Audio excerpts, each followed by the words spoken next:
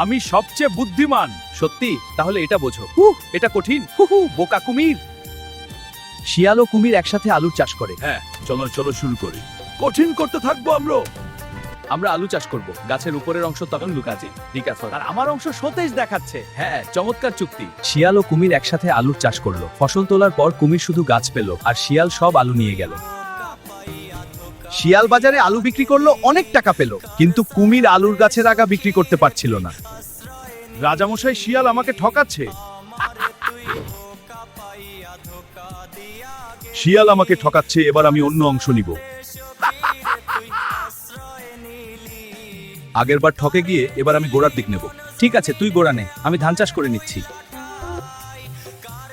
আগেরবার ঠকে গিয়ে এবার আমি গোড়ার দিক নেব। কিন্তু শিয়াল ধান চাষ করে। শিয়াল কুমির ধান চাষ করে। শিয়াল উপরের অংশ পাকা ধান কেটে নিয়ে যায়। কুমির পায়ে শুধু খড় আর শিকড়। আমার ধান বিক্রি হয়েছে, অনেক টাকা পেয়েছি। আমি ধানের গাছের গোড়া বিক্রি করছি। রাজামশাই, শিয়াল আমাকে ঠকাচ্ছে। শিয়াল, সে কোথায়? শিয়াল আমাকে ঠকাচ্ছে, এবার আমি অন্য অংশ নিব। কুমির, চল আখ লাগাই। হ্যাঁ শিয়াল, খুব পরিশ্রম করতে হবে। দেখ, আখগুলো কত বড় হয়েছে। হ্যাঁ, আমাদের পরিশ্রম সার্থক। শিয়াল ও কুমির একসাথে আখ চাষ করে। তারা কঠিন পরিশ্রম করে, আখ অনেক বড় বড় হয়। কিন্তু কুমির সেটা অংশ না।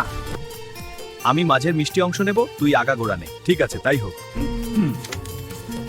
শিয়াল বাজারে আখের রসালো অংশ বিক্রি করলো, অনেক টাকা পেল। এসো, রসালো আখ কিনতে। কিন্তু কুমির আখ গাছের আগা বিক্রি করতে পারছিল না। শিয়াল আমাকে ঠকাচ্ছে, এবার আমি অন্য অংশ নিব। রাজামশাই, শিয়াল আমাকে ঠকাচ্ছে। এই আখের মিষ্টি রসালো অংশ আমি রাখলাম, আর আগা আর গোড়া তুই নে। হায় রে বোকা কুমির, পা ধর গাছে কে দাবে। প্রতিবার শিয়াল আমাকে বোকা বানায়, তাকে পেলে পা কামড় দিব। হায় রে বোকা কুমির, হায় রে বোকা কুমির, পা ধরতে গিয়ে গাছে শুকা পড়েছিস। আমি শুনেছি কুমির মরলে নাকি লেজ নাড়ে।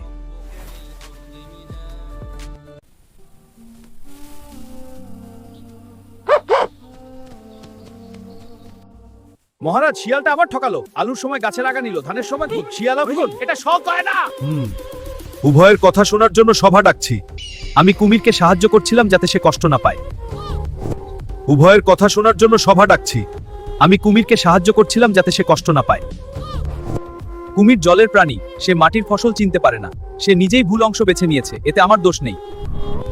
হে মহান সিং, আপনার শক্তি ও বল শিয়ালকে কি চা? ওই কুমিরই সব মূল্যসম্পদ দায়ী। শিয়াল, তুমি মুক্ত। এই গল্প থেকে আমরা শিখলাম, বোকা লোক সব জায়গায় ধোঁকা খায়, চালাক লোক সব জায়গায় বিজয় হয়।